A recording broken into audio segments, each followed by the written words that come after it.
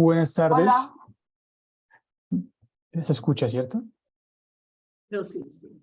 Buenas tardes, les doy la bienvenida al ciclo de charlas titulado Experiencias en torno a las narrativas digitales, arte y videojuegos, organizado desde el pregrado en narrativas digitales de la Universidad de los Andes. Mi nombre es Jaime Rodríguez, soy profesor del CEPER, el Centro de Estudios en Periodismo de la Universidad de los Andes. Esta serie de charlas tienen como propósito dar a conocer diferentes perspectivas y experiencias de creadores y creadoras digitales que abordan el videojuego como medio de expresión, como medio narrativo o forma de arte, o que integran elementos y nociones provenientes de los videojuegos para el desarrollo de productos narrativos y expresivos digitales. Este evento se da en el marco del lanzamiento del nuevo curso lectivo Videojuego y Narrativa Interactiva, que hace parte del pregrado en Narrativas Digitales. Hoy tendremos a Laura Palavecino, quien nos hablará de arte, naturaleza y subjetividad para el diseño de interfaces de juego experimentales. Al finalizar la presentación de Laura, habrá un espacio de preguntas, así que pueden irlas dejando en el chat o cualquier comentario que ustedes tengan. Laura es artista visual, docente e investigadora en el campo del arte tecnológico y los Game Studies. Es magíster en artes electrónicas, graduada con honores de la Universidad Nacional de 3 de Febrero de Buenos Aires y diseñadora de imagen y sonido egresada de la FADU-UBA de la Universidad de Buenos Aires. Lleva adelante proyectos en el campo del videojuego experimental y la electrónica en los que confluyen el arte tradicional y la tecnología con el objetivo de estrechar lazos con la naturaleza. Su trabajo ha formado parte de numerosas exposiciones artísticas dentro y fuera de Argentina. Así que bienvenida, Laura, y muchísimas gracias por aceptar la invitación. Qué alegría contar contigo. Gracias a todos por su asistencia y te cedo la palabra. Bueno, muchas gracias. Pueden hablar. Si me escuchan mal, por favor avísenme, si se traba alguno de los videos. Muchas gracias, Jaime, todo el equipo de Narrativas Digitales, Uniandes, y bueno, María Alejandra por recibirme también acá, y muchas gracias a todas y todos los presentes por acompañarnos esta tarde. Voy a empezar a compartir pantalla y díganme si no se ve bien. Pero bienvenidos acá a la charla Arte, Naturaleza y Subjetividad para el diseño de interfaces de juegos experimentales. Y básicamente en este encuentro a mí lo que me interesa es un poco problematizar la idea del juego en relación al arte y a la naturaleza, ¿no? Cómo pensamos estos tres universos que aparentemente son diferentes, ¿no? Para algunas personas, si pensamos en los juegos tradicionales o los videojuegos más populares, pero que no son ajenos, están interrelacionados y hay distintas maneras, ¿no?, de abordarnos. Empezaremos por hablar un poco del concepto de subjetividad, luego de la estructura de los juegos, un poco sobre la naturaleza en los videojuegos más tradicionales, y luego algunas propuestas, ¿no?, que se valen mucho de la interdisciplina, para conectar propuestas que relacionan los juegos con la naturaleza desde una perspectiva más desinstrumentalizadora, ¿no? Y por último, bueno, vamos a hacer un espacio de reflexión conjunta, espero que nos acompañen. Bueno, y Jaime ya me presentó un poco sobre mi formación. Si quieren sacar una captura de pantalla para después chusmear un poco, como decimos acá en la Argentina, explorar un poco mi trabajo. Acá hay 3 páginas web. Yo trabajo hace ya casi 15 años en lo que es la industria del videojuego acá en Argentina. Pero también trabajé y trabajo mucho para compañías internacionales. Actualmente estoy trabajando como diseñadora de interfaz de usuario en Globant, y en particular trabajando para un proyecto de Ubisoft que muy pronto va a salir con todo, con bombos y platillos, ya está saliendo la versión beta y nos está yendo muy bien. Esto como colación, ¿no?, de donde yo vengo, que aparte de hacer estos videojuegos más experimentales y toda esta cuestión de la investigación, yo primero estuve trabajando antes como artista, ¿no?, en todo lo que es la industria de los videojuegos. Entonces, acá van a tener una tercera página para, si empiezan por ahí, quizás no se va a relacionar mucho con lo que es esta charla, porque esta es como mi faceta más industrial, ¿no?, más comercial, con lo que yo trabajo todos los días. Luego está la faceta que yo trabajo por las noches y en las madrugadas y antes de entrar a trabajar, que es toda la más experimental y toda la de experimentación. Y bueno, también tienen mis redes y contactos, ¿no?, para cualquier cosa que necesiten. Esto son algunas imágenes de mis trabajos, ¿no?, dentro de lo que es el ámbito del arte, videojuego y la experimentación con interfaces, ¿no? Yo, en mi trabajo independiente, no en este que les contaba antes de diseñadora de interfaz de usuario, quizás para proyectos más tradicionales, yo trabajo mucho con lo que sería la interdisciplina y la intersección entre distintos tipos de imágenes, ¿no? Tecnologías, van a ver que hay cosas hechas con lápices, después vamos a ver más en profundidad, algo de robótica, pixel art también, imagen pictórica, mucha animación, ¿no? Y también está mi faceta como investigadora, ¿no?, también como docente. Acá están algunas de mis publicaciones, las pueden encontrar en academia.edu, y son todas las investigaciones que principalmente surgieron a partir de mi tesis de maestría, que está conectada, ¿no?, con esta problemática de la naturaleza, ¿no? En particular, en mi tesis de maestría se enfocó más que nada con nuestra relación con el cielo. Después vamos a ver un par de proyectos al final que abordan específicamente este tema, ¿no?, como ese recorte dentro de lo que es la naturaleza. Entonces, para empezar ya y sumergirnos en este tema, me gustaría que pensemos, ¿no?, en lo que es el concepto de subjetividad, ¿no? ¿A qué es lo que alude la subjetividad, ¿no? En general, cuando hablamos de subjetividad, hablamos de cómo nosotros percibimos el mundo, cómo lo valoramos, cómo concebimos nuestro campo de acción, qué es lo que podemos hacer, qué es lo que no podemos hacer, qué es lo que nos está permitido, qué es lo que nos permitimos o no nos permitimos, y también los sistemas de representación, ¿no? Que todos estos elementos influyen fuertemente en nuestra actitud, con las cuales concebimos nuestras ideas, con las cuales pensamos a la naturaleza, los mundos, ¿no?, que nosotros construimos, ¿no?, si vamos a ser creadores de videojuegos, si somos algún tipo de artista, en este caso vamos a estar hablando de videojuegos y de juegos, ¿no? Cómo todas nuestras percepciones, valoraciones, los campos de acciones que nosotros aprendimos a configurar como desarrolladores de tecnología o desarrolladoras de videojuegos, cómo vamos a construir esos mundos, ¿no? Y también qué acciones, ¿no?, le vamos a permitir a las personas que tengan dentro de esos mundos, ¿no? Me adelanto un poco. ¿Por qué? ¿Cómo suele estar representada la subjetividad en los videojuegos? Bueno, primero en principal, pensemos en algunos componentes lúdicos que son muy comunes de encontrar cuando hablamos de videojuegos en general, ¿no? Si hablamos de videojuegos, ¿ustedes en qué piensan? Piensan en algo interactivo, ¿no?, en algo divertido.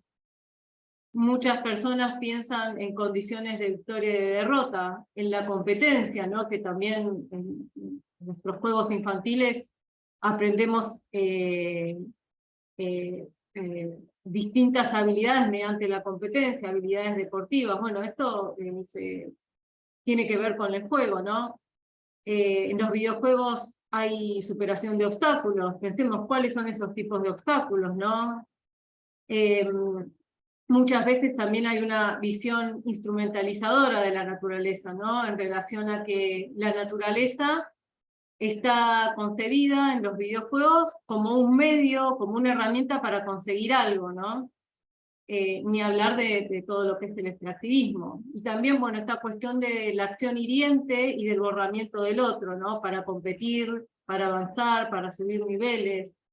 Y bueno, otra cuestión que acá no la estamos viendo, pero que me parece interesante traer, cómo todo esto se relaciona con una estructura de relato clásico, ¿no? También con ese dramatismo que muchas veces cuando nosotros estudiamos narrativa, bueno, yo vengo de un trasfondo que tiene más que ver con el cine, con los medios audiovisuales, nos enseñan de que tiene que haber un conflicto claro, ¿no? Y que este conflicto, bueno, está basado en un drama, ¿no? Alguien que quiere conseguir algo y ese otro, esa otra, esa fuerza, ¿no? que se nos opone. Pero bueno, ¿cómo suelen aparecer, ¿no? estos componentes lúdicos en los videojuegos? Bueno, a partir de todo lo que son las reglas de juego, las reglas de interacción, las historias, los tipos de ficciones, ¿no? A veces tiene que ver con películas, a veces tiene que ver con cuentos preexistentes, a veces tiene que ver con un guión concebido por el equipo que trabaja en esa compañía. Y por supuesto, por límites espaciotemporales específicos, y esto se relaciona un poco, todos estos componentes, con lo que son las definiciones más canónicas sobre lo que es un juego, ¿no? Un juego, no sé si ustedes lo estuvieron viendo, pero para Huizinga es una actividad humana que se desarrolla dentro de límites, en un espacio temporal específico, en un lugar específico, que es una actividad con reglas, que está la posibilidad de ser de otra forma, y que, bueno, hay una oscilación entre la tensión y la alegría, ¿no? Y mediante todos estos componentes en el juego se incorporan emociones, ¿no? A veces jugamos juegos, nos gustan los juegos de terror, que vamos a querer buscar en este tipo de juegos. Bueno, algo relacionado con el terror, quizás con el desarrollo de los sentidos, ¿no? Con esta cuestión de la Lea, ¿no? que planteaba Calua, tiene que ver con los sentimientos, también con lo estético, con la expresión de ideas, y por supuesto se conducen a través de estas acciones que podemos hacer en esos mundos, la tipología de personajes, y por supuesto los sistemas de reglas con los que estén programados estos juegos, ¿no? Y en estos juegos muchas veces hay una perspectiva antropocéntrica, ¿no? Yo los invito a que veamos este video juntos, ¿no? Red Dead Redemption, para que veamos, es un juego muy conocido, qué es lo que está pasando.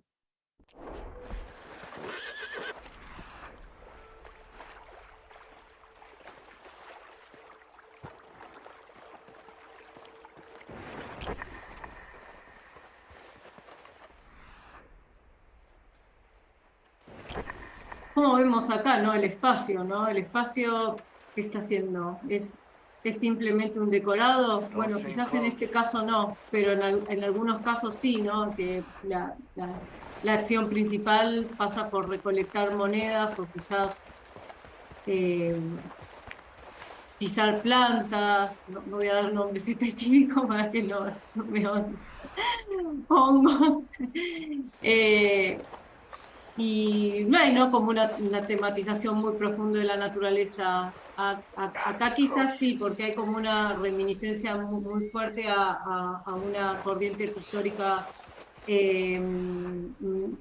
norteamericana muy importante, que es la del Destino Manifiesto. No vamos a entrar en eso, pero que era una corriente así bastante nacionalista, que lo que proponía era ocupar el territorio porque ese era el destino de la nación. Pero más allá de eso, ¿qué vemos acá, no? Está el personaje, nuestro avatar, que tiene que cazar un animal, ¿no? Es parte de su misión, En otros tipos de propuestas también puede ser que sea porque necesita comida, en otra propuesta puede ser porque sea un obstáculo, ¿no? Básicamente es un recurso, ¿no? O también la naturaleza puede ser un telón de fondo emotivo, quizás no es tanto lo que se quiera plantear en el conflicto, la naturaleza como obstáculo, la naturaleza como recurso, sino que es algo que acompaña el drama del héroe, ¿no? Empezamos en el escenario del neomito, ¿no? Y todo como la naturaleza, con sus colores, con toda lo que sería el marco de distintas plantas y animales puede contribuir a, por ejemplo, a promover una idea sobre lo sublime, ¿no? También, bueno, como recursos se me ocurren los juegos de redes sociales que estaban muy de moda hace un tiempo, que todavía hay un montón de juegos de manejos de recursos, en los que nosotros básicamente lo que tenemos que hacer es manejar distintos tipos de ámbitos y, y bueno, aprovecharnos de materias primas para generar nuevas cosas o para subir niveles o para construir otras cosas, ¿no? A partir de esa materia prima. Pero entonces, ¿no? Recapitulando cómo podríamos pensar, ¿no? En la naturaleza en los videojuegos. Bueno, estos eran ejemplos muy particulares, pero existen videojuegos que aluden a otras perspectivas para pensar en la naturaleza, y estos juegos que luego vamos a ver algunos, pero hay muchísimos más, ¿no? No pensemos que estos juegos son todos así, que todos los hemos conocido, porque cada vez hay más juegos en los cuales no se contempla la naturaleza de esta manera, como un recurso, ni como un telón de fondo, ni como desde una naturaleza extractivista, pero vamos a hacer un recorte y bueno, podríamos pensar que hay toda una cantidad de proyectos muy variados que combinan la interactividad con el arte, con la espiritualidad, ¿no? Con distintos tipos de corrientes de espíritu, del afecto, del amor, la comunión, y también con el pensamiento conceptual, ¿no? Distintos tipos de conceptos que vienen desde distintos campos, para conformar interfaces de juego, en el cual las mecánicas, las dinámicas y las estéticas, cuando digo mecánicas, lo que me refiero es al concepto de mecánicas del marco MBA, no sé si lo conocen, pero es bastante popular dentro de lo que es el desarrollo, el diseño y la investigación de videojuegos, pero el marco MBA básicamente plantea que hay como una especie de 3 capas o de 3 lentes a partir de los cuales nosotros podemos investigar, diseñar y también producir videojuegos, y estos 3 lentes o capas o niveles que están separados pero a su vez superpuestos son las mecánicas. Las mecánicas tienen que ver con los elementos y con las reglas de juego, todos los elementos y las reglas de juego, es bastante general, ¿no? Son bastante discutidas en general estos conceptos, pero se siguen usando. Las dinámicas tienen que ver con los comportamientos que surgen a partir de las reglas. Es un concepto muy interesante y quizás es el más difícil de entender de esto. Y a mí me gusta pensar en las dinámicas como los estilos de progresión que tienen los juegos o como las cosas con las que nosotros nos vamos a quedar luego de jugar los juegos, ¿no? Las estéticas, que son los sentimientos que intentan promover los juegos, y bueno, por supuesto, el uso de las tecnologías, las plataformas, el uso del espacio, ¿no? Y estas propuestas, que son como un poco más progresistas, lo que buscan hacer es reconocer el valor inherente de otras formas de existencia más que las humanas, ¿no? Y otro tipo de relaciones multiespecies. Estos otros tipos de videojuegos en defensa de la naturaleza o quizás no en contra, provienen de un montón de nichos de producción. De hecho, acá vamos a ver varios juegos producidos de distintas maneras. Cuando hablo de distintas maneras es con distintas técnicas, con distintas estéticas, con distintas cantidades de personas, con distintos presupuestos y con distintos ámbitos de pertenencia, ¿no? Porque no es lo mismo un juego que está pensado, que es para todo el mundo, para el público gamer, o hecho en un laboratorio, en un centro de investigación, en una facultad, que un juego, un videojuego pensado para circular por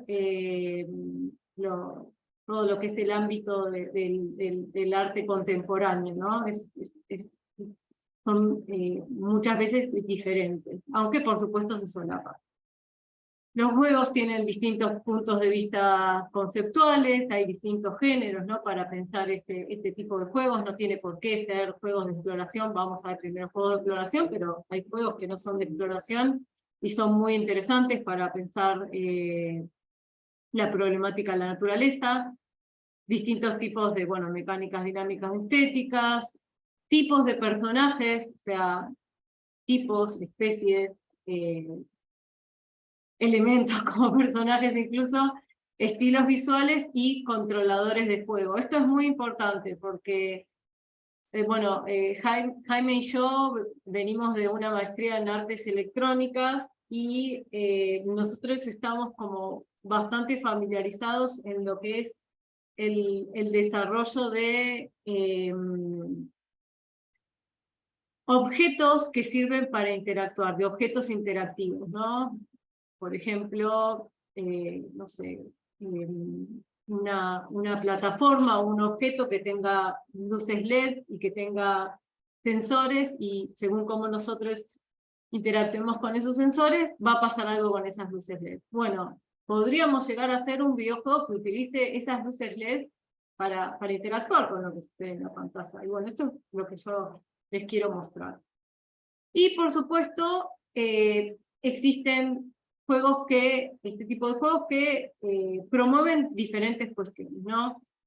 En primer lugar, nosotros acá vamos a ver muchos juegos que se relacionan con la mecánica de la exploración.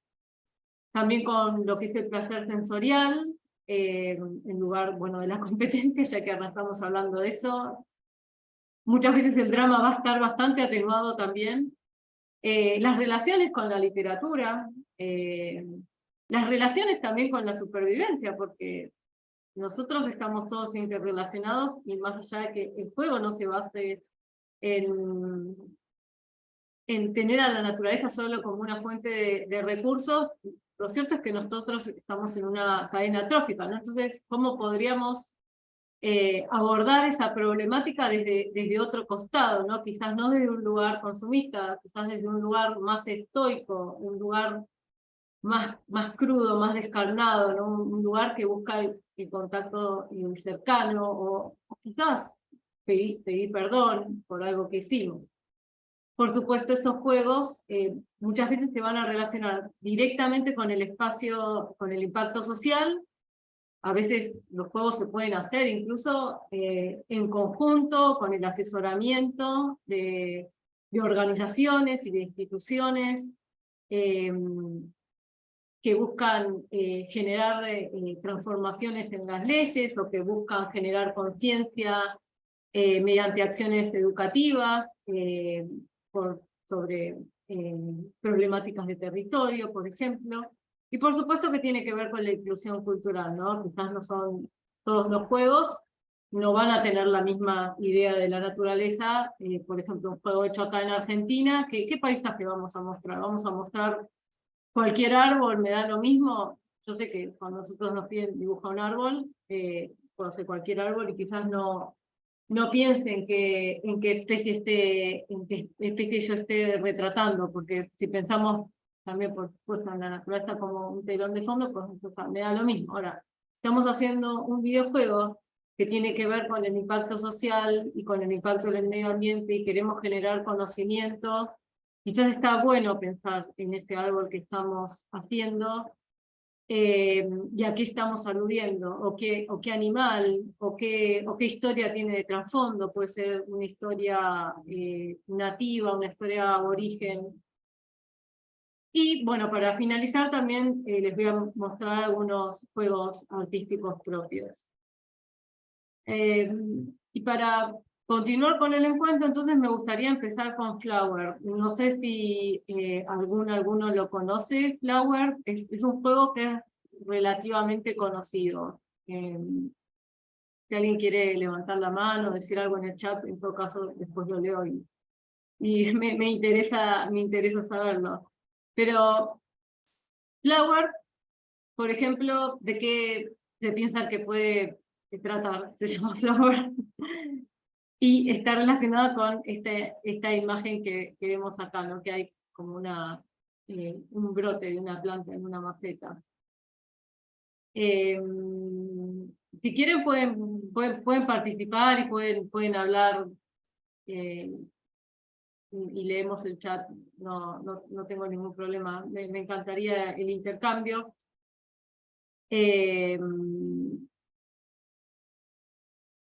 Pero bueno, acá claro, sí. En Flower asumís el punto de vista, acá como dice Jaime, de una flor, ¿no? Cuando el juego empieza con esta visión, ¿no? Que es como lo único verde que vemos es la flor, tiene una luz, vemos algo positivo y vemos todo como este entorno más gris que nos hace pensar en la ciudad, ¿no? Entonces nosotros podemos pensar, bueno, ¿de qué se trata Flower? Bueno, desde mi punto de vista, con sus mecánicas, es decir, con sus reglas de interacción, apela a otro tipo de conciencia. Por otro lado, otro tipo de conciencia que tiene que ver con la flor, y después también vamos a ver cuál va a ser nuestro avatar. A ver, ¿qué estamos hablando? Es como una operación re interesante, porque sí, está el punto de vista de la flor, pero veamos cuál es nuestro avatar. Nuestro avatar en el sentido de que avatar es esa entidad a través de los cuales nosotros vamos a poder llevar acciones dentro del juego, ¿no? Así como Super Mario Bros. Es Mario claramente, bueno, vamos a ver en Flower quién es nuestro avatar. O si vale la pena decir que es un avatar o es algo más abstracto, ¿no? Flower es un juego de exploración también, como vimos Red Dead Redemption, que bueno, también puede pensarse como un juego de exploración, pero es un juego que busca básicamente la inmersión y sentirse parte del entorno, ¿no? Y esta inmersión es promovida para revitalizar el paisaje y para promover una actitud contemplativa,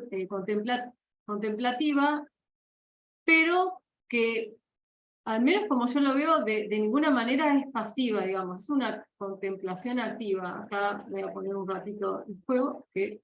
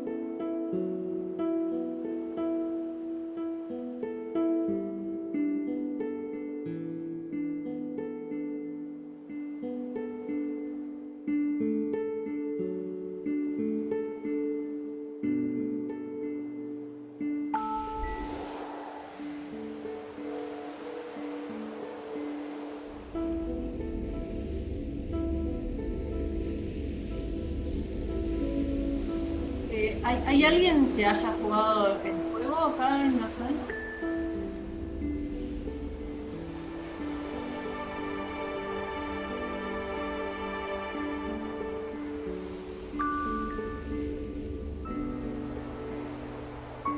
No veo que nadie levante la mano. ¿Cómo? ¿Vemos un avatar acá? Juegos de tiros, por ejemplo, ¿piensan que es eso o es otro tipo de avatar? Más allá de que sí está esta cuestión de que lo ponemos en un lugar de la flor, que yo pienso que realmente es así.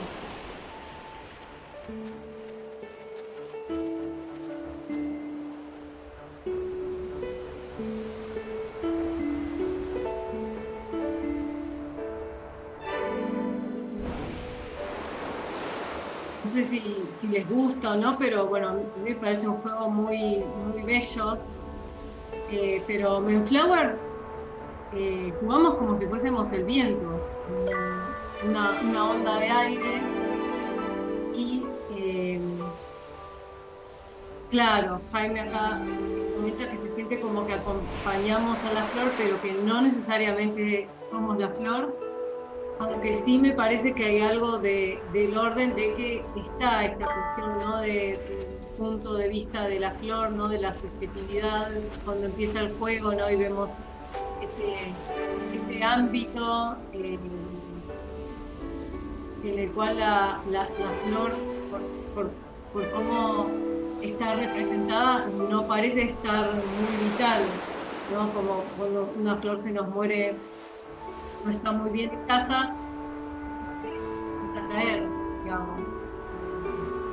Empieza a marchitar, empieza a ir para abajo lo que es el capullo, es todo lo contrario a como vemos a las flores, ¿no? Y vamos empujando los pétalos, haciendo que las flores se abran, encantando el paisaje, ¿no? Y todo esto lo hacemos mediante un control muy simple. Hablamos todo de nuestros controladores y hablamos de la inmersión. Bueno, acá quizás es bastante intuitivo pensar que nos vamos a sentir inmersos, ¿no?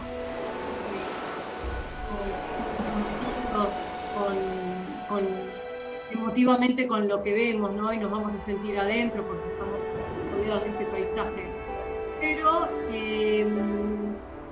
tiene como un layer más, un nivel más de inmersión este juego porque se juega con un joystick, con el tic-tac-axis, con el sensor de tic-tac-axis. Estamos moviendo el joystick, así vamos moviendo la cámara, ¿no? Y vieron que yo estoy moviendo el joystick y estoy moviendo todo mi cuerpo. Bueno, es muy difícil no hacer la mímica con mi cuerpo. Todo eso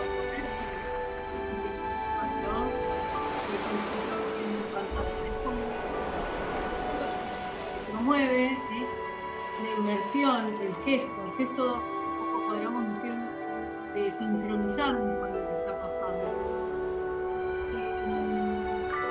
Este juego también es muy interesante porque lo podemos relacionar un poco con todo lo que es como lo es con la cultura de Timothy Morton, de Naturocultura de Donna Haraway. Esto lo podemos hablar con un montón de conceptos, pero me parece interesante, ¿no? con estos conceptos, porque por un lado, en función del concepto de ecología oscura, cuando nosotros pensamos en una obra de arte, o por ejemplo en un libro, ¿no? Que habla de la naturaleza, muchas veces estas temáticas sobre lo natural se dirimen entre dos posturas, ¿no? Como una postura como más apocalíptica, contaminación ominosa, de emisiones nocivas, de la contaminación, o a veces una visión totalmente idílica, ¿no? Que podríamos decir pastoral, ¿no? De regreso a un origen que quizás nunca existió. Y bueno, en ese sentido, Flower es bastante interesante. Acá no vamos a ponerlo en este video porque no sería larguísimo, pero nosotros en Flower vamos recorriendo distintos espacios en los que se interrelacionan, bueno, el ámbito urbano, más oscuro, contaminado, todo lo que es el ámbito más silvestre, apartado, como se ve de manera más triste, ¿no? Para finalizando se alcanza como una especie de síntesis, ¿no? Como una cuestión en la que estos dos ambientes funden en uno solo, digamos. Por otro lado, bueno, es el concepto de naturocultura de Donna Haraway, lo pueden encontrar en el manifiesto de compañía de ella, que se relaciona, bueno, la naturacultura, ¿no? No es cultura-naturaleza, sino que nosotros humanos, animales no humanos y plantas estamos unidos por una historia en la que se cruza la biología con la tecnología, ¿no? Nosotros venimos haciendo breeding, haciendo crianza, haciendo reproducción selectiva de los perros hace muchísimos años, muchísimo tiempo. Lo mismo por ejemplo, con las especies, bueno, que han sido otras especies domesticadas, o el ganado. Es imposible separar para nosotros la tecnología de lo que es la cultura. Y bueno, acá en Flower lo que podemos ver es como una especie también de nueva síntesis, en la cual nosotros podemos generar formas de energía limpia, energía eólica, bioluminiscencia también.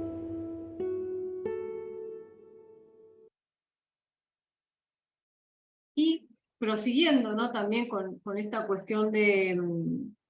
Ay, perdón, pero... uy, se me está yendo la voz. Perdón, ahí veo... No, pero fue solamente en un momento. Quizás es porque me estaba alejando de... De pronto del micrófono puede ser. Perdonen, voy a tratar de no alejarme. Bueno, lo que les decía, prosiguiendo, ¿no? Con toda esta cuestión de lo que son los videojuegos de exploración, también me gustaría compartirles en el cual también se mantiene la mecánica de la exploración, pero a través de la perspectiva en primera persona ya de una persona que es Henry David Thoreau, que es un naturalista que vivió a fines del siglo XIX en Estados Unidos, y que se relaciona con su estancia, su permanencia, su vida en el lago Walden entre 1845 y 1847. Les dejo escuchando un momento.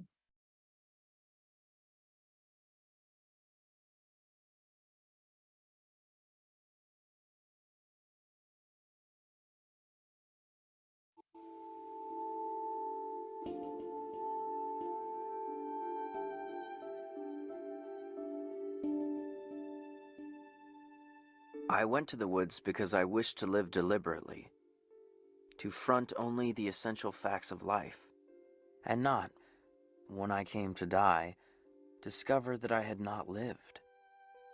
I wanted to live deep and suck out all the marrow of life, to live so sturdily and Spartan-like as to reduce it to its lowest terms, and, if it proved to be mean, to get the whole and genuine meanness of it, or if it were sublime, to know it by experience, and to give a true account of it.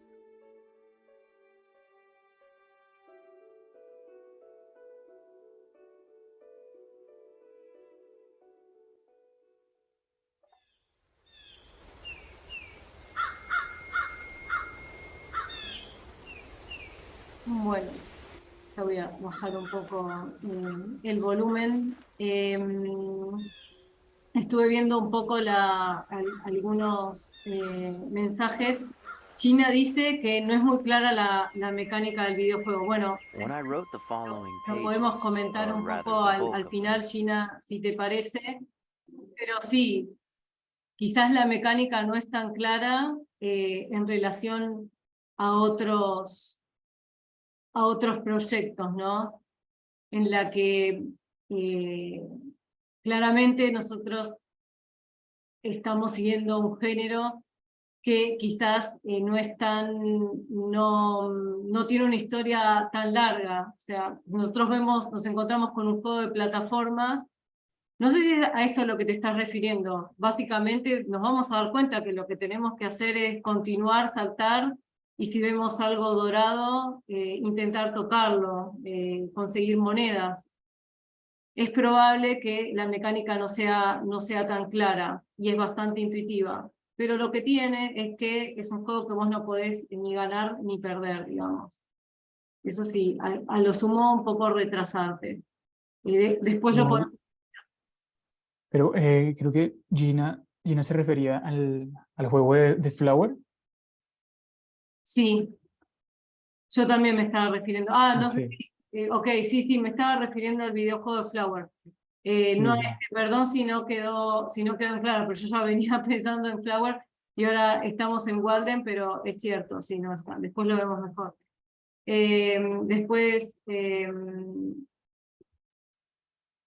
Bueno, después, Diana, hablamos bien sobre este tema del avatar para no irnos de tema ahora cuando vemos Walden, pero es súper interesante y tiene que ver, ¿no?, también con toda esta cuestión acá, como dice Diana, de los retos más intuitivos. Al no haber diálogos, al no haber textos, quizás no sabemos bien qué es lo que tenemos que hacer, pero el juego básicamente lo que intenta es que nos dejemos llevar. Entonces, si nosotros entramos en ese paradigma, si nosotros como que nos sentimos a gusto, es probable que entendamos luego de probar, o también lo que uno a veces hace es, bueno, conocerlo porque tiene conocidos o porque es un juego recomendado, pero sí es muy cierto que eso me parece interesante traerlo, que cuando un juego alude a una mecánica no muy tradicional, ¿qué es lo que pasa, no? ¿Cómo vamos a dar a entender si nosotros estamos haciendo el videojuego qué es lo que hay que hacer? Ahí está el tema, ¿no?, y el desafío de diseñar un videojuego. Pero bueno, siguiendo con Walden, yo porque no veo por momentos el chat, entonces no llego a leerlos cuando quizás hay que leerlos, pero Jaime, si vos lo ves y querés mencionarlo, o si no, bueno, seguimos y los dejamos para el final. Vale. Pero, siguiendo con Walden, ¿no? Este es un juego de exploración, pero en el que se agrega también la mecánica de la supervivencia, ¿no? Tiene una mecánica en la que se simula la supervivencia y que se enfoca mucho en lo que es la adquisición de recursos, ¿no? Tiene también otros componentes, se leen cartas, se medita, se puede recorrer sin seguir ninguna misión, pero hay que conseguir ciertos recursos, ¿no? Comida, combustible, refugio, pero ropa también, pero todo esto se hace con el objetivo de mantener como si fuese un nivel de energía suficiente para hacer las otras cosas que son las otras necesidades vitales de escritor, ¿no?, de Thoreau, que son explorar el bosque, interactuar con los animales, encontrar espacios de soledad y poder meditar. Básicamente lo que hace el juego es intentar traducir mediante una jugabilidad también muy pero muy simple las reflexiones de Thoreau sobre cómo podríamos vivir en la naturaleza teniendo lo mínimo indispensable, ¿no? Y tratando también de entender las criaturas que viven allí. Por eso en el principio estaba esta cita en la que él decía, bueno, no sé cómo es vivir en la naturaleza, no sé si puede llegar a ser algo maravilloso o quizás es algo malo, pero bueno, no quiero morirme sin pasar o transitar por esa situación. Y bueno, y si es algo sublime, es todo ganancia, digamos. Fueron 2 años igual lo que estuvo, no fue tampoco tan...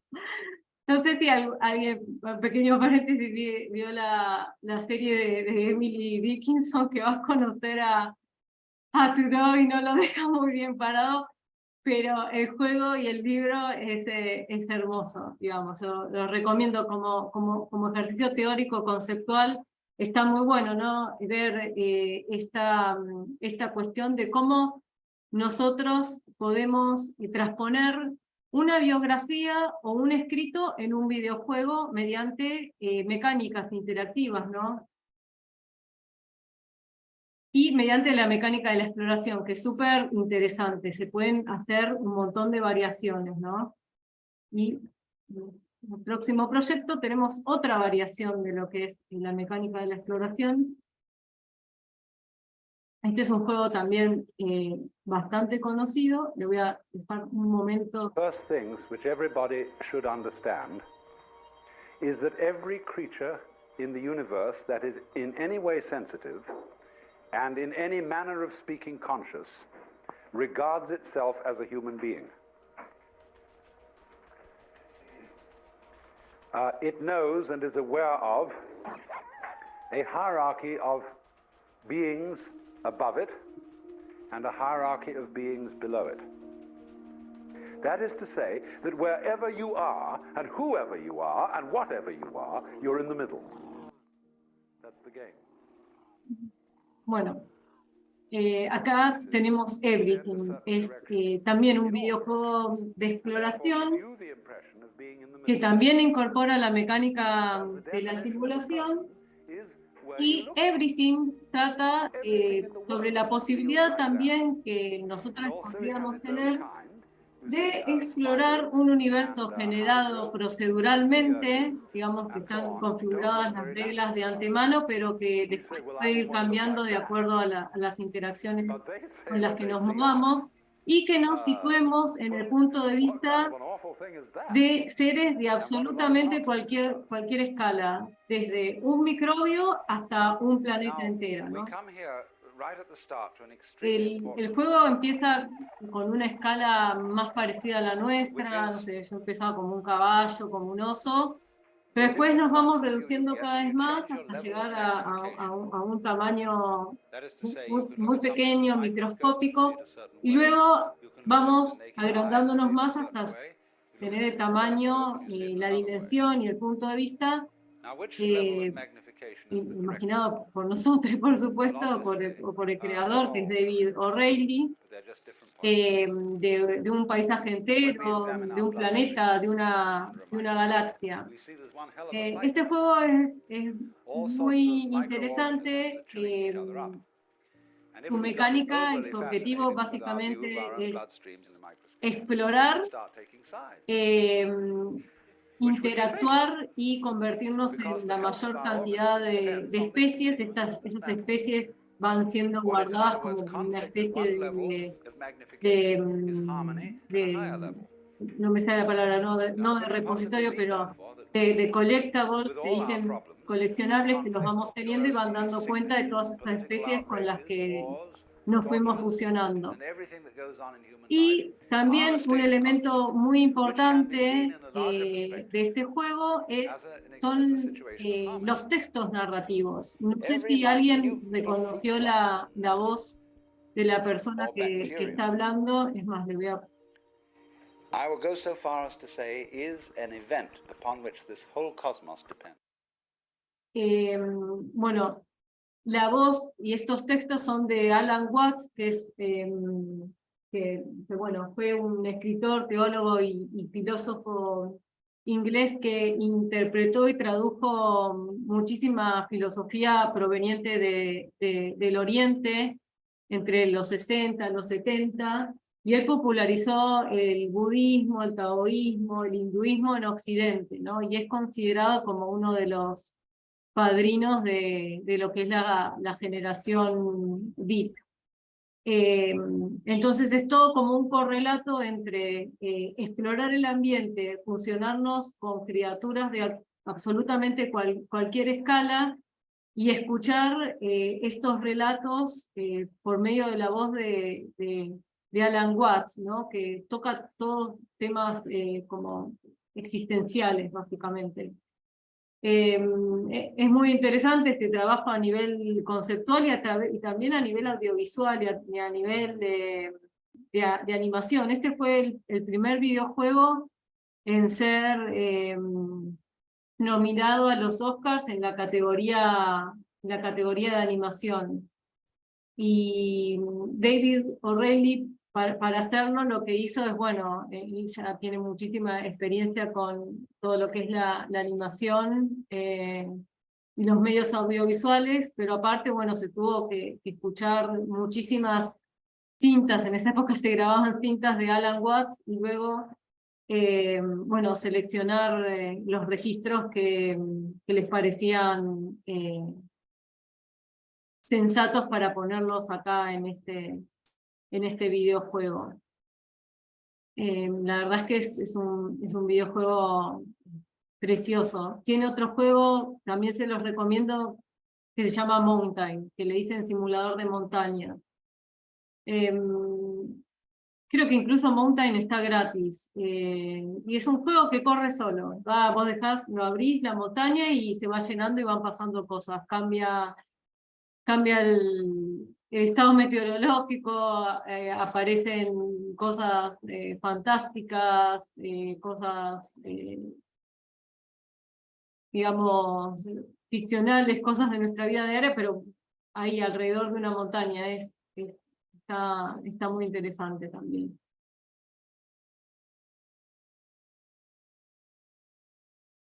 Y prosiguiendo, me gustaría ya empezar a mostrarles algunos proyectos propios. También voy a empezar con uno que tiene que ver con la exploración, ¿no? En la que trabajo la idea de la naturaleza desde una perspectiva que articula distintos tipos de conocimiento. Bueno, ciencia, maravilla y espiritualidad. En los tres casos que voy a mostrar. Y todos estos proyectos, bueno, High in the Sky and Beneath the Stars, luego va a seguir Buscador Estelar de Sueños, y por último Beyond the Garden. En general incorporan, bueno, mecánicas y tipos de interacciones que están relacionados también, como los anteriores, con la contemplación, algunos más con el desciframiento de la información, y también con la utilización de historias o de mitos anteriores, mitos ancestrales, griegos o aborígenes, o de distintos lugares, digamos,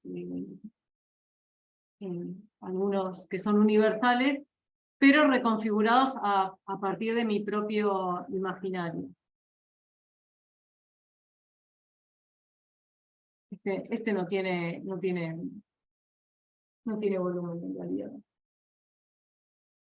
Bueno, en primer lugar, bueno, como les comentaba, High in the Sky and Beneath the Stars es una obra que surgió en la pandemia. En plena pandemia, acá está un poco también la cuestión de cuál es el ámbito de circulación de este tipo de propuestas. La curadora, que es Luján Orton, que es una chica argentina, bueno, que ahora vive en Barcelona, la habían invitado a participar mostrando obras al comienzo de la pandemia en el Festival Amaze en Alemania, que bueno, porque estábamos en lockdown, había que hacerlo virtual, y no sabíamos qué hacer. Lo más fácil era hacer teleconferencias mostrando proyectos, y bueno, entre las personas que estábamos participando, se nos ocurrió hacer algo con Mozilla Hubs. No sé si lo conocen, pero Mozilla Hubs es una plataforma online, web, totalmente gratuita de Firefox, en la cual se pueden hacer escenarios con cierto grado de interactividad, recorribles 3D en primera persona, y eso fue lo que hicimos. Cada artista lo que hizo fue armar una sala individual, que por otro lado estaban interconectadas en otra sala, a través de la cual se podían acceder, y En mi caso, yo lo que hice, bueno, fue High in the Sky and Beneath the Stars, que está inspirado en la concepción esta de círculo mágico de Johann Huizinga, que bueno, que tiene que ver con esta cuestión de cómo los límites espaciotemporales y las reglas en los juegos hacen que los espacios donde juguemos se parezcan un poco al templo o a edificios que tienen una utilidad sacra, ¿no? Él dice que, Huizinga, que el juego es el origen de la cultura, ¿no? Y que el mito y el rito tienen origen en el juego, y que con el juego lo que se hacía en la antigüedad y lo que hoy podemos hacer, que es lo que yo trato de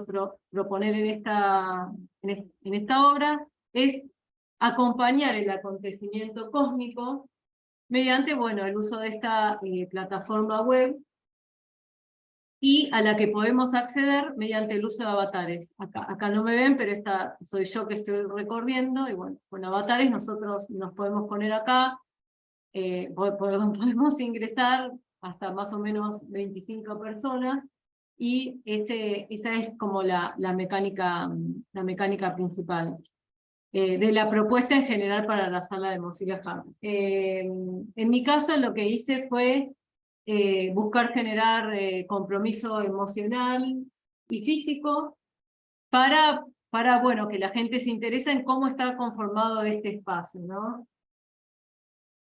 Este espacio, a su vez, es el lugar de encuentro para una performance de artista. La artista soy yo, y esta performance es una guía a través de todo el espacio en la cual yo recito una poesía y mediante ese recitado yo voy contando una historia y voy dirigiendo la atención de los participantes, la atención, digamos, hacia qué lado miran. Y en este recorrido y en esta historia, los guías, los puntos claves, son los cuatro elementos considerados básicos en la antigüedad. El agua, el fuego, la tierra y el aire. Y en esta propuesta, a su vez, yo esos cuatro elementos los asimilé a cuatro animales. Y entonces, en esta performance, en este recitado, yo lo que voy contando de una manera como si fuese una especie de ficción especulativa que mezcla mitología, ficción, ciencia, antropología y mucha imaginación. Es como una especie de historia en la cual una persona le pide perdón a un animal o a todos los animales en general por haberlo tenido que matar para sobrevivir, ¿no? Es como una historia de toda esta brecha que nos separa de la naturaleza. Y a su vez en la historia también hablo un poco de todo lo que es la naturaleza del juego, ¿no?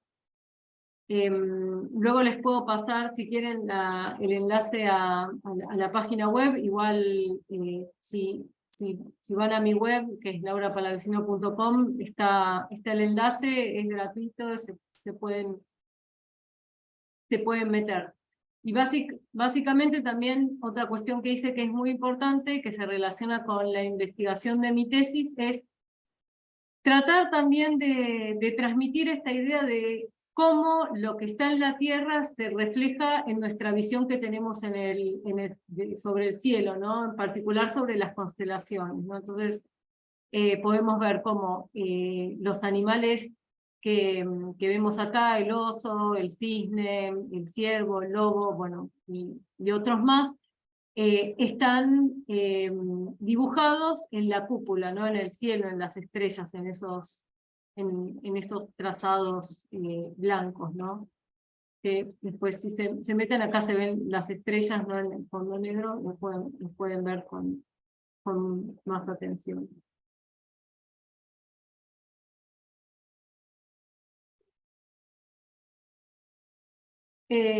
Y en relación con esta cuestión, ¿no?, de todo lo que es la relación y la conexión con el cielo, con la naturaleza, acá me gustaría presentarles Buscador Estelar de Sueño, que también es una obra que nació, ¿no?, cuando yo estaba investigando para mi tesis de maestría, en la cual el asunto, el tópico de investigación es, o era porque ya la terminé, cómo conectarnos con el cielo como lo hacían los antiguos, ¿no?, haciendo interactuar la ciencia con la mitología y, por supuesto, el imaginario personal. ¿Cuáles son las historias que nosotros podemos proyectar en el cielo? ¿Qué es lo que los antiguos proyectaban en el cielo? Y cómo esas historias, esas narrativas, esas imágenes pueden transformarse en una obra interactiva, ¿no?, que incorpora tanto elementos de juegos como tecnología propia de las artes electrónicas.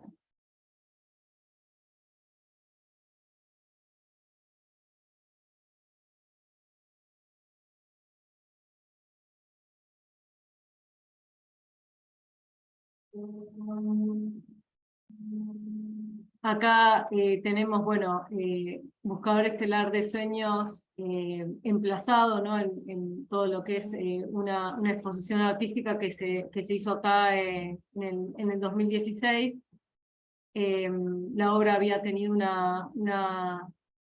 había sido seleccionada por el premio Kossice. Luego fue también se mostró en el 2019, y básicamente la obra lo que es una instalación artística en la cual nosotros podemos observar proyecciones de constelaciones, y estas proyecciones se controlan mediante el uso de un astrolabio. No sé si saben lo que es un astrolabio, pero un astrolabio es un dispositivo que se usaba mucho en la Edad Media, se parece un poco a lo que está manipulando la chica, y se utilizaba mucho para orientarse en los viajes a la noche, observando las posiciones de las estrellas. Básicamente era un dispositivo con varios círculos concéntricos, se utilizaba de manera vertical. En el círculo concéntrico estaban representadas las posiciones de las estrellas y el movimiento aparente del Sol alrededor de la Tierra. También estaba representada el espacio donde estaba la persona que lo usaba, la latitud geográfica, por ejemplo, aunque había astrolabios universales. Y también estaba representado el paso del tiempo, ¿no?, las olas. Y a su vez había un elemento que era como el que hacía la correlatividad entre el paso del tiempo de las horas, la posición en la que estaban las personas y la posición de las estrellas.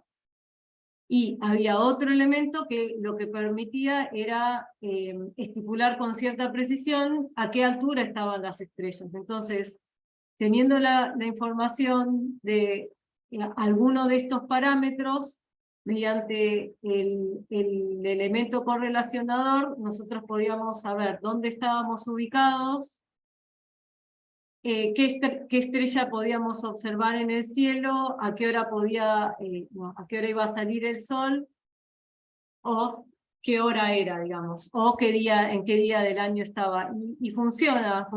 Yo hice un curso de creación de astrolabios reales, digamos, en una asociación de amigos de la astronomía de acá de Buenos Aires, y lo tengo y funciona perfecto. No obstante, lo que yo hice acá es algo mucho más simple, y es básicamente, les digo, la cocina, es un sensor, en este caso es un potenciómetro, es un elemento muy simple, que a su vez está conectado a un motor. Ese motor lo que hace es girar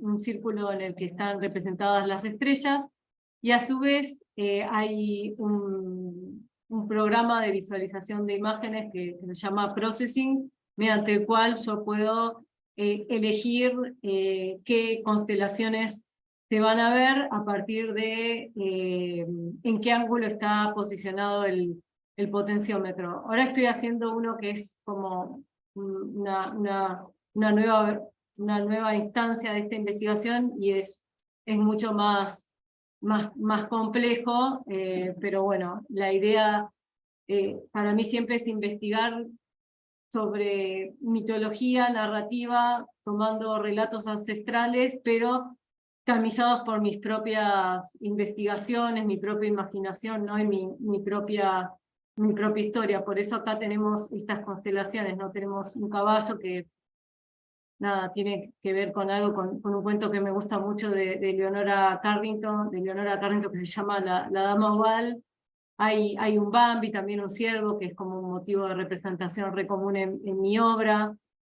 Hay personajes de videojuegos míos, como La Zorra y la Grulla. Están representadas mis mascotas, que he tenido un montón de mascotas a lo largo de toda mi vida. Y también personajes de la mitología estelar incaica, ¿no? Que eso es la llama sideral y el zorro Atok. Y ya terminando, ¿no? El último proyecto que me gustaría mostrarles es Beyond the Garden, que es una obra en la que estoy trabajando actualmente. La obra ya fue presentada, pero como instalación artística, y ahora estoy haciendo como un videojuego más multiplataforma, ¿no? Para que la gente lo pueda jugar también en su casa. Pero así es como nació esta obra, ¿no? Beyond the Garden, o Más allá del jardín, es una instalación artística de videojuegos que nos sitúa en lo que es el territorio el delta y las islas del río Paraná acá en Argentina, que es un territorio de humedales. Incluso, bueno, no sé cuántos de ustedes son de acá de Argentina o de Buenos Aires. Muchas veces cuando hablamos de Buenos Aires o de la ciudad de Buenos Aires pensamos que estamos en el campo, en una región de pastizales, en lo que es la llanura pampeana, pero en realidad no, nosotros estamos en un territorio de humedales acá, y la diferencia es que están todos los arroyos, están entubados y pasan por debajo nuestro, y estamos muy cerquita del delta del Paraná, ¿no?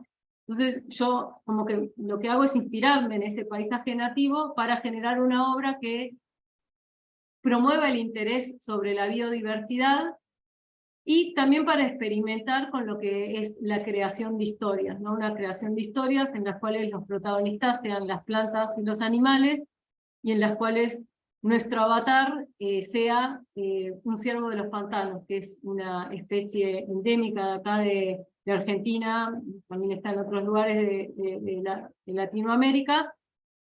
Y este ciervo de los pantanos lo que hace es diseminar semillas de flores nativas, y cuando estas flores nativas crecen, florecen, y cuantas más flores haya que florecen, que aparecen más polinizadores, y cuanto más polinizadores hay, luego aparecen otros tipos de especies, otros mamíferos, otras aves, más plantas, todo con el objetivo, ¿no?, de regenerar un ambiente que de alguna manera ha sido devastado, ¿no? Un poco pensando, ¿no?, en esta cuestión de todo lo que es el antropoceno, la crisis climática, un montón de problemáticas ambientales bueno, que vivimos acá en Argentina y Latinoamérica, que tiene que ver con la pérdida de la biodiversidad, el avance de la urbanización, ¿no?, los monocultivos.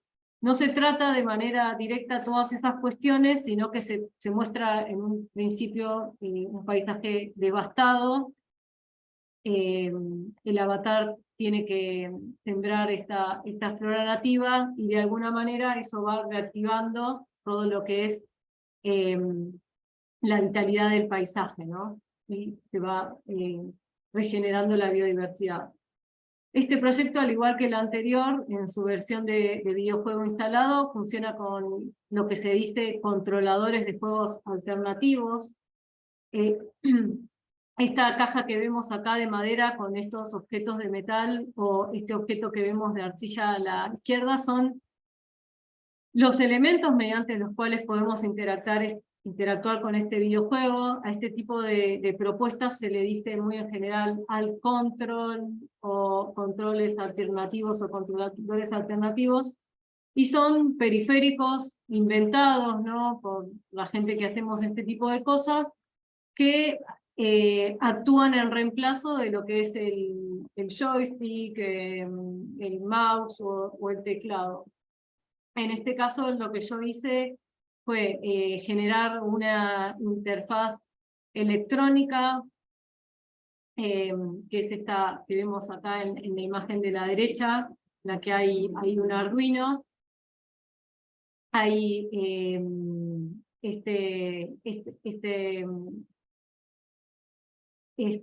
esta interfaz electrónica con electrónica analógica funciona mediante la propiedad electroconductora del cuerpo humano, funciona de manera similar a los Makey, no sé si los conocen, pero son como unas plaquitas que se venden y que dicen que se puede conectar a una banana y generar algún tipo de input, pero básicamente funciona muy similar. Y lo que hago de acá, en esta interfaz, es tener elementos, cables de entrada y cables de salida, ¿no? Estos inputs, estas entradas, yo los puedo conectar a elementos que tienen una conectividad eléctrica, como por ejemplo elementos de tierra mojada, o de agua, o de plantas, y mediante un programa hecho en Arduino, yo lo que hago es asignarle una función que luego la recupero en el programa de videojuego, y esta función la leo como si fuese un comando para que se mueva el personaje, el avatar. Es moverse para arriba, para abajo, para los costados, plantar semillas o reiniciar el juego. Es como una jugabilidad muy simple, digamos. No tiene muchas vueltas, y lo que trato de hacer es también experimentar o transmitirle a las personas que estos comandos del juego vendrían a ser como ofrendas votivas, como símbolos devocionales con los que nosotros nos podemos conectar de manera calmada, como si fuese incluso como una caricia, para poder interactuar con el juego. Acá vemos un registro del juego cuando estuvo expuesto en el 2019. Y al lado, bueno, estaba Buscador Estelar de Sueño que vimos antes. Estas son instrucciones. Como me parecía que quizás podría ser confuso cómo se utilizaba, puse las instrucciones al costado también, tratando de seguir un criterio estético.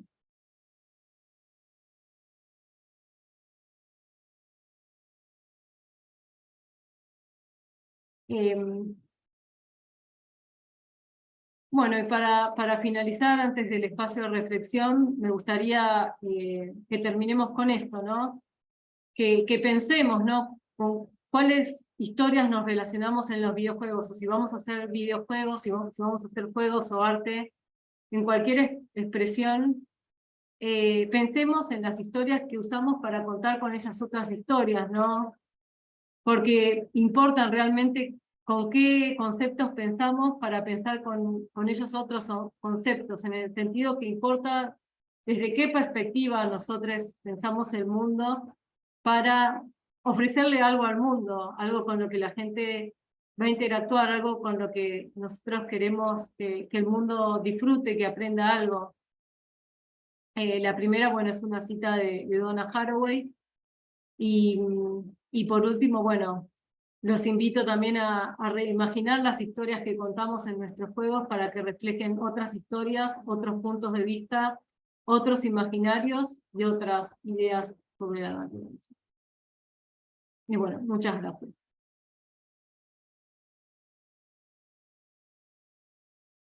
Laura, muchísimas gracias. Creo que nos compartes ideas muy provocadoras para repensar el papel de los juegos en la forma como se construyen imaginarios, ¿cierto? Cómo se determina el horizonte de expectativas a partir del cual se construyen el futuro, ¿no? Y diferentes caminos para tomar como civilización, incluso y para repensar el pasado también.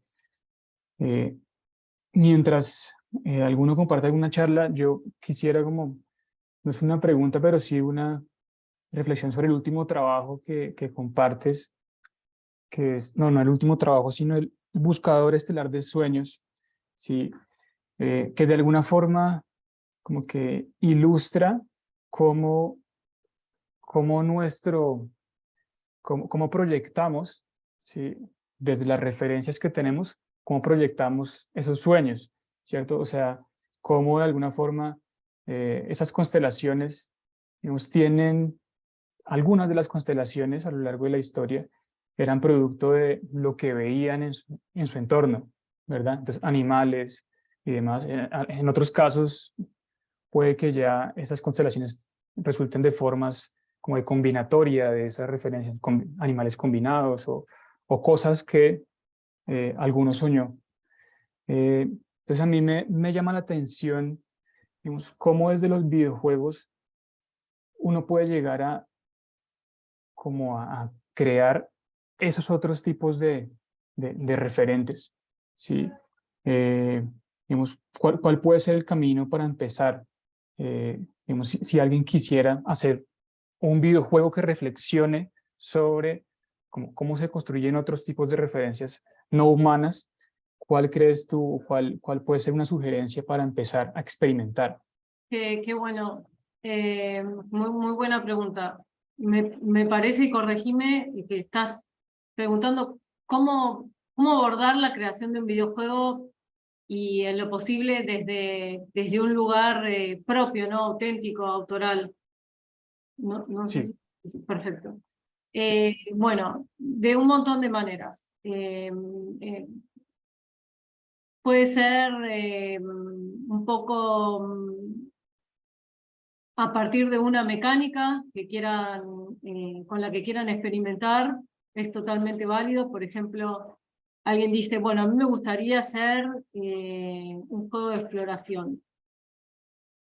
Y no está seguro qué es lo que va a pasar, porque quizás si uno se embrolla mucho con lo que es la parte de la investigación previa y no sabe bien qué es lo que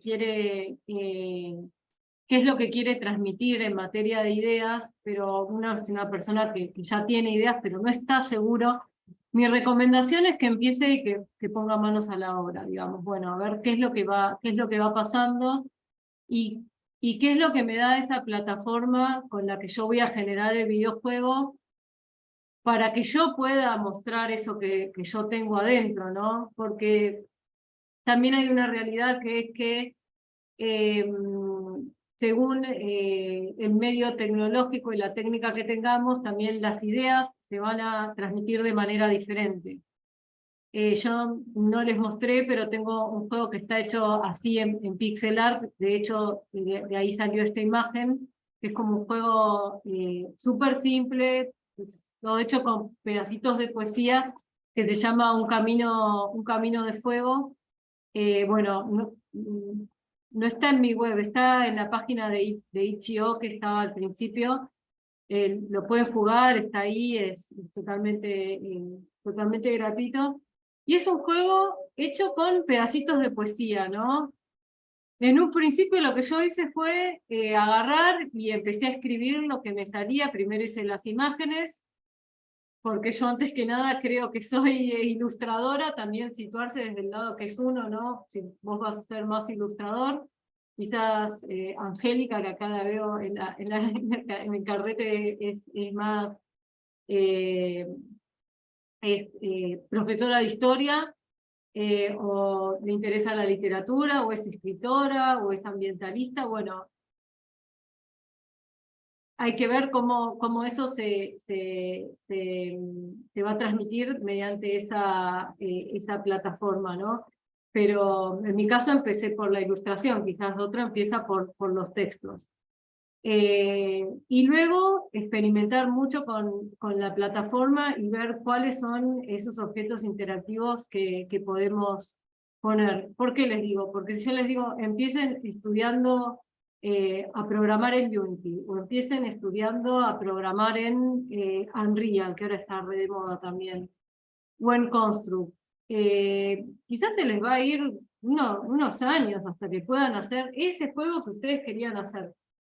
Hay otra cuestión, que a veces cuando la gente quiere hacer videojuegos, quiere hacer algo muy grande, ¿no? Como voy a hacer, no sé, League of Legends, bueno, no sé, Far Cry, algún juego grande. Quiero hacer algo en el que haya un montón de niveles. No.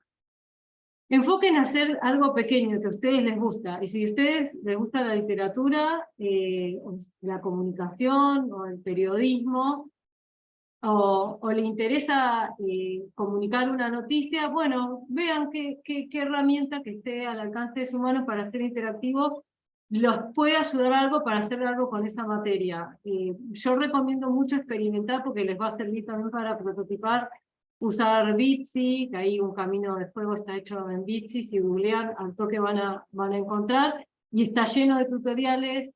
También Twine, que o Twinery es la web, es una herramienta para hacer ficciones interactivas. Y estas dos herramientas, hacer herramientas gratuitas, Twine es open source, tienen como mucho soporte de la comunidad, y hay mucho tutorial. Eso, una mezcla de... Yo lo que primero haría es experimentar con alguna herramienta y ver qué es lo que sale, y cómo van construyendo, cómo se sienten cómodos con lo que ustedes ya traen. Y luego, si tienen tiempo y ganas, seguir haciendo algo a partir de alguna investigación que ustedes estén llevando a cabo, ¿no? Quizás hacer algo más complejo. Pero tengan en cuenta que cuanto más compleja sea la situación que quieren transmitir, más complejo también va a ser el videojuego, y quizás no lo terminen. Por eso es que los invito a meterse ahí las manos en el barro y empezar a ver con lo que ya tienen, y con algún motor relativamente simple, o con la herramienta que les estén dando si están haciendo un curso, antes de mirar para otro lado y decir, yo quiero hacer everything como hizo David O'Reilly, o como hice yo, ¿no? Es como una suma de factores, pero sí primero experimentar con herramientas. Vi que en un mensaje preguntaban si era Alan Watts. No lo mencioné. Sí, es Alan Watts, el filósofo. Quizás tarde en mencionarlo. De Everything. Alan Watts, ok. Sí. Entonces, sobre esa pregunta, pues una sugerencia o un consejo es empezar simple y pensar, digamos, con un alcance pequeño, Sí. y empezar desde la experimentación de herramientas, un poco partiendo de una mecánica, y buscar una historia como pretexto, de alguna forma, para probar e interiorizar, digamos, esa mecánica. Podría ser. Sí, tal cual. Coincido plenamente. Bueno, Piensen que un videojuego grande lo hacen cientos de personas. Los roles todos tienen que ser llevados a cabo, aunque uno diga, yo hice esto sola, pero son un montón de cuestiones. Entonces, sí, les recomiendo que se centren en una, aunque sea en una regla, luego en una historia y en una plataforma, y que traten de llevar adelante eso. Y que se lo den a jugar a otras personas. Y que sean receptivos con el feedback. Gracias, Laura. Yo tendría... Ah, bueno, ahí que tenemos un comentario de Ketli Bautista. Dice, me emociona mucho ver los ejemplos que nos mostraste. El primero sobre la casa de animales y creo que el tercero sobre las escalas y la cantidad diversa de vida, que es Everything. Sí. Me pregunto si tienes más ejemplos como estos que se puedan implementar en procesos pedagógicos para distintas edades. Creo que en ambos casos identifiqué un rol de experiencia y de conocer algo nuevo como la biología y la diversidad. O sea, hay un aprendizaje intencionado, tal vez. Sí, creo que estos proyectos no fueron hechos específicamente, bueno, estoy bastante segura con un objetivo pedagógico, pero sí creo profundamente que son juegos que se pueden utilizar con objetivos pedagógicos. Sí, hay un montón. Mira, lo que yo te recomiendo, de hecho, creo que los 3 están en esta página que les voy a decir, que se llama, si querés googlear la voz, Jaime, así no pierdo de vista esto, se llama Sí. Games for Change. Uy, sí. Ya la comparto. Sí, compartíselas. Los 3 juegos, estoy segura de estos que mostré, los míos no, están en Game for Change. Y Game for Change, bueno, yo también metí en la página en otra compu que tengo al lado.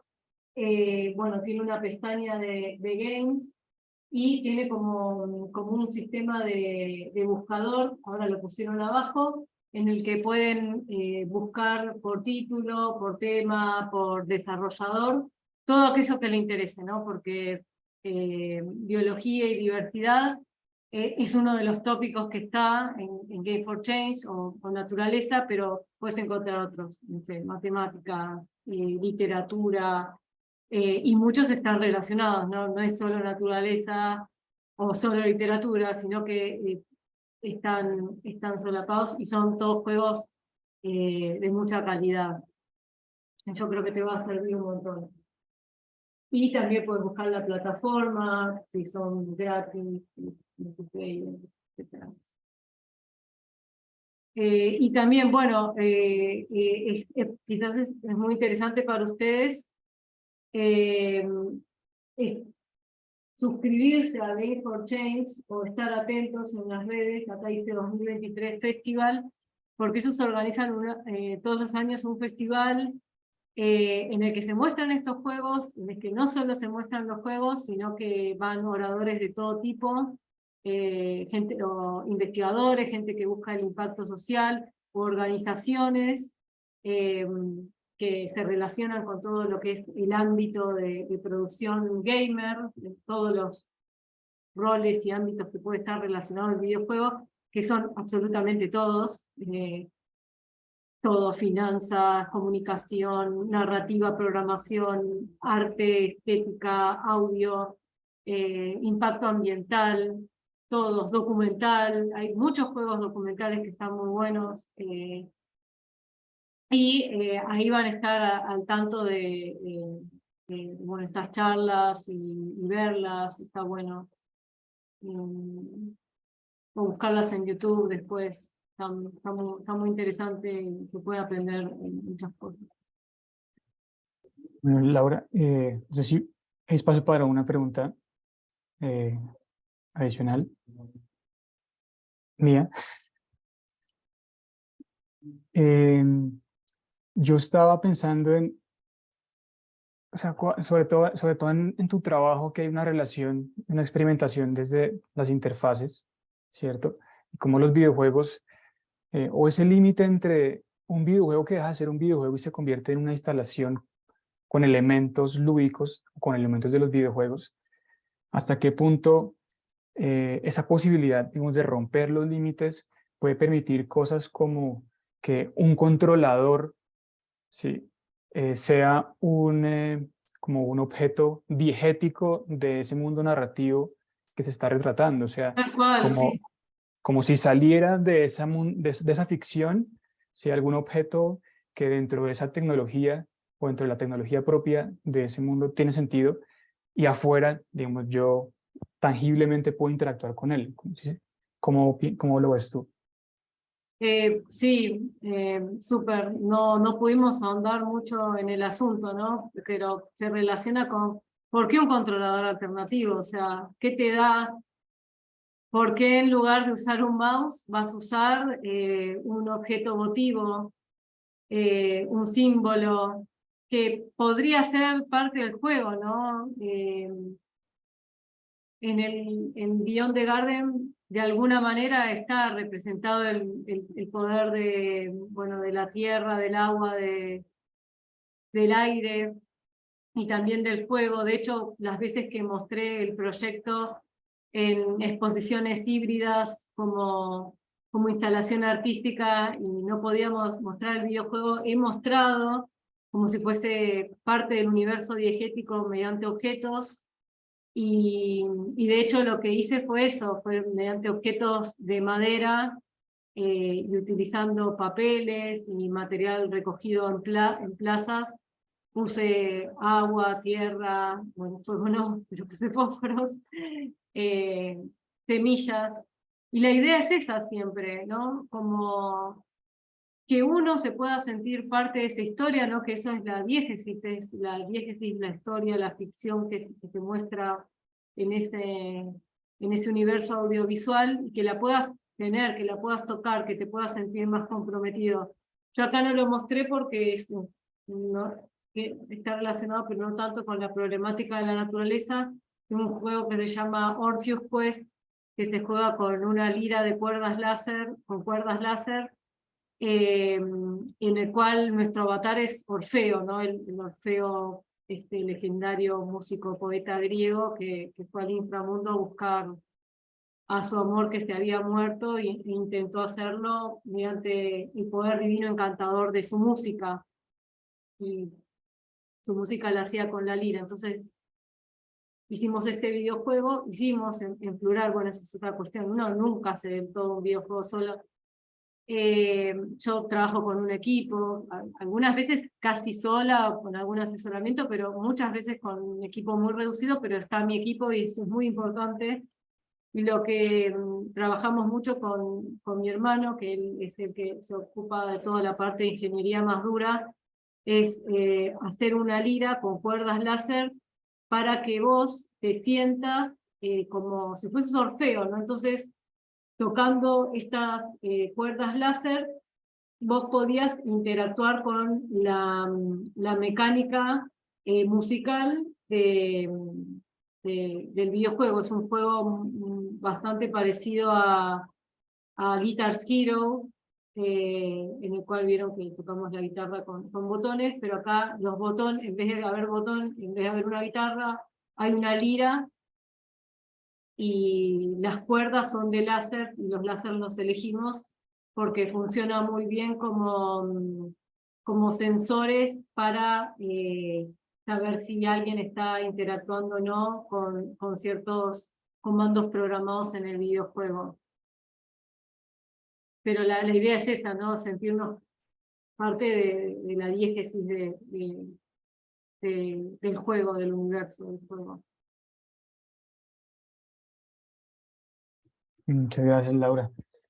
Bueno, entonces ya para terminar, pues agradecerte nuevamente por aceptar la invitación a ser parte de este ciclo.